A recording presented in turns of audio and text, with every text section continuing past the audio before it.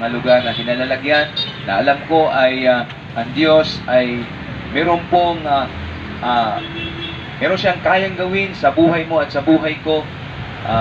Nalalaman ni Lord ang iyong sitwasyon at kalalagay. Hindi ko man alam kung anong sitwasyon mo ngayon, pero alam niyo po, sa harapan ng Panginoon, alam niya ang lahat ng ating mga pinagdaraanan.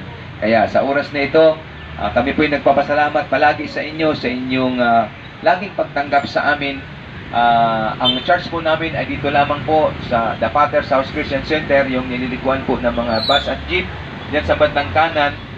Diyan po sa may second floor, Green Square Building po, naroon po yung church namin, The Father's House Christian Center. So ang aming po mga gawain po dyan, mga kaibigan, ay katulad bukas po, Miyerkules, ay sa ganap po ng ika-6 ng gabi. At pagdating naman po ng linggo, meron kaming 8:30 ng umaga, meron pangalawa pa pong gawain sa umaga, alas 10 naman po ng umaga.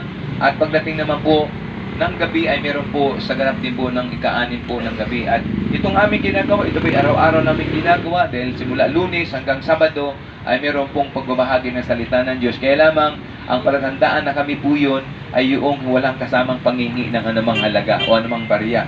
Hindi po tayo humingi ng donation, hindi po tayo humingi ng love offering. Dahil kami naniniwala na tinanggap namin salita ng Diyos ng libre, kaya binabahagi namin ito ng libre sa inyo. Kaya yun po mga